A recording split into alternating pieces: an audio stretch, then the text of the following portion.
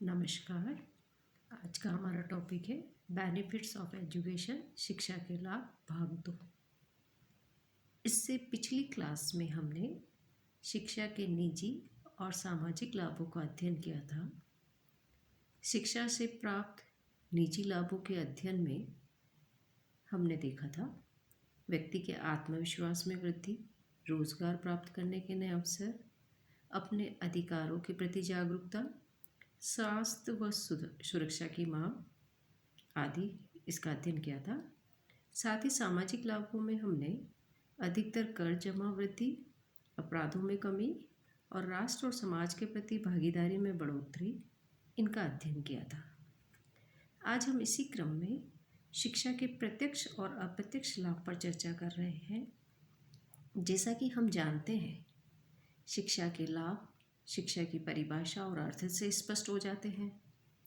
जैसे कि शिक्षा एक प्रक्रिया है जो मनुष्य की व्यक्तिगत योग्यताओं, क्षमताओं, रुचियों को ध्यान में रखकर उसका मानसिक, सामाजिक, सांस्कृतिक, आध्यात्मिक और नैतिक विकास करता है। शिक्षा के द्वारा न केवल उसके स्वयं का अपितु समाज, राष्ट्र और संपूर्ण विश्व का हित होता है। शिक्षा जीवन पर्यंत चलने वाली प्रक्रिया है। शिक्षा अनुभवों के सतत पुनर्निर्माण के माध्यम से जीवन की प्रक्रिया है। यह व्यक्ति में उन समस्त क्षमताओं का विकास है जिनके द्वारा वह अपने पर्यावरण को नियंत्रित करता है तथा अपनी उपलब्धि की संभावनाओं को पूरा करता है। शिक्षा अच्छे नैतिक चरित्र का विकास है। अब हम देखते हैं शिक्षा के प्रत्यक्ष और अप्रत्यक्ष लाभ। दूसरे विश्व युद्ध के बाद उच्च शिक्षा में बहुत बड़ा परिवर्तन आया और यह परिवर्तन अधिकतर तकनीकी परिवर्तन के कारण आया, जिसके कारण ज़्यादातर व्यक्तियों की सोच में बदलाव आया। उनके विचारों में बदलाव आने से कई प्रत्यक्ष और अप्रत्यक्ष लाभ देखने को मिले, जिसे गिनना असंभव है, फिर भी इसे प्रकट किया जा सकता है, स्पष्ट किया जा सकता है। सबसे पहले हम देख रहे हैं डायरेक्ट बेनिफिट्स ऑफ एजुकेशन। एक एक करके हम इनको समझेंगे। उपभोग में वृद्धि। पिछले कुछ वर्षों में उपभोग में बहुत तेज़ी से वृद्धि हुई है, जिसका मुख्य कारण शिक्षा में वृद्धि है, क्योंकि नई तकनीक के कारण न केवल उत्पादकता बढ़ी है बल्कि उपभोग करने की क्षमता भी बढ़ी है। नेक्स्ट है कार्यकुशलता में गतिशीलता।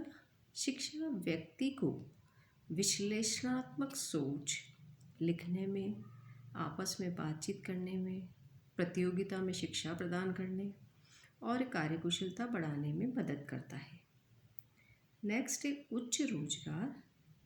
जो व्यक्ति उच्च शिक्षा प्राप्त करते हैं उन्हें अच्छी नौकरी प्राप्त होती है, जिसके फलस्वरूप वो अपना जीवन स्तर सुधार सकते हैं, विलासिता की वस्तुएं खरीद सकते हैं। साथ ही साथ अच्छी नौकरी से स्थिरता भी बनी रहती है। नेक्स्ट है बचत में बढ़ोतरी। उच्च शिक्षा से न केवल अच्छी नौकरी, अच्छा रहन सहन प्राप्त होता है, बल्कि आने वाले भविष्य के लिए भी हम बेहतर सोच सकते हैं और अपना भविष्य उज्जवल बना सकते हैं। इसका प्रमुख कारण यह है कि शिक्षा प्राप्त व्यक्ति अधिकतर उपार्जित धन वित्तीय संबंधी संपत्ति में ज़्यादा विश्वास करते हैं और अपनी रुचि इसमें रखते हैं। इस तरह वो अपनी बचत में कई गुना वृद्धि करते जाते हैं। नेक्स्ट है कार्यकुशलता में सुधार। व्यक्तियों के कार्य में सुधार लाने के पीछे भी शिक्षा की अहम भूमिका है। जिस व्यक्ति को उच्च शिक्षा प्राप्त है वह अच्छी नौकरी करना अधिक पसंद करते हैं और जीवन स्तर को भी सुधारते हैं। निजी और व्यावसायिक परिवर्तनता।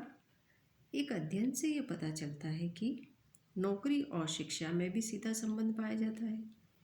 जिसके पास उच्च शिक्षा और गुणवत्ता है उसके पास अच्छी नौकरी है और साथ ही साथ उसे अच्छे अवसर प्राप्त होते हैं। समय के साथ आत्मविश्वास में वृद्धि होती है, जिसके कारण वह केवल आसानी से एक जगह से दूसरी जगह स्थानांतरित हो सकता है, बल्कि व्यावसायिक रूप से वह अपने आप का विकास भी करता है। ये थे शिक्षा के प्रत्यक्ष लाभ। अब हम शिक्षा के अप्रत्यक्ष लाभ को देखते हैं, उनको एक एक करके हम समझेंगे।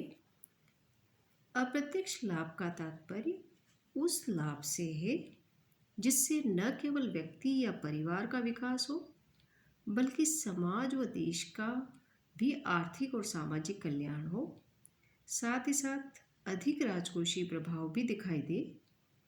अप्रत्यक्ष लाभ इस प्रकार से है। पहला है कर आय में वृद्धि। उच्च शिक्षा से ही लोगों में कर के प्रति उत्साह दिखता है और वो समय समय पर कर जमा करने में अपनी भागीदारी ईमानदारी से निभाता है, जिससे न केवल उसका बल्कि समाज का और देश का भी विकास होता है और आर्थिक वृद्धि में भी तेजी आती है। नेक्स्ट जो अप्रत्यक्ष लाभ है शिक्षा का, वह है उत्पादकता में वृद्धि। उत्पादकता में वृद्धि नई नई तकनीक के कारण हुई है, जिसे समय समय पर स्वीकार किया गया। इसके पीछे भी शिक्षा की अहम भूमिका रही, जिसने लोगों को यह समझाया कि समय के साथ ही परिवर्तन लाने में भलाई है। फलस्वरूप उत्पादकता में वृद्धि शिक्षा संबंधी स्तर में वृद्धि से हुई है, जिसके कारण कार्यकुशलता में भी सुधार आया है।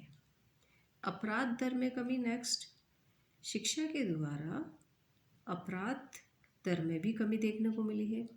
अगर व्यक्ति को अच्छी शिक्षा प्राप्त है तो उसे नौकरी के भी कई अवसर प्राप्त होते हैं, जिसकी वजह से उसे न केवल जीवन स्तर में सुधार बल्कि आरामदायक जीवन का अनुभव होता है। वह कोई भी नकारात्मक कार्य में रुचि नहीं लेगा, जिसके कारण अपराध दर में कमी आएगी। नेक्स्ट है सामाजिक सुधार और उन्नति। शिक्षा की अहम भूमिका में सामाजिक सुधार और उन्नति भी शामिल है। शिक्षा व्यक्ति को समाज की संगठित परंपराओं से परिचित कराती है, उनको बदलने और सुधारने की क्षमता उत्पन्न करती है। शिक्षा अप्रत्यक्ष रूप से राष्ट्र की उन्नति और विकास करती है। यह लोगों के व्यक्तिगत हितों की अपेक्षा सार्वजनिक हितों को अधिक महत्व देना सिखाती है। नेक्स्ट है सामाजिक कुशलता की प्राप्ति। समाज हित में और राष्ट्र के लिए यह आवश्यक है कि उनके नागरिक सामाजिक दृष्टि से कुशल हो। सामाजिक कुशलता का अर्थ है कि व्यक्ति स्वावलंबी हो, राष्ट्र के ऊपर भार न बने, वह दूसरे के हितों की रक्षा करे, उनके कार्यों में बाधा न डाले, वह समाज के विकास में अपना सहयोग प्रदान करे। शिक्षा से इन बातों को सीखने की प्रेरणा मिलती है। नेक्स्ट जो अप्रत्यक्ष लाभ है शिक्षा का, वो है राष्ट्रीय एकता। शिक्षा मनुष्यों में राष्ट्रीय एकता की भावना जागृत करती है।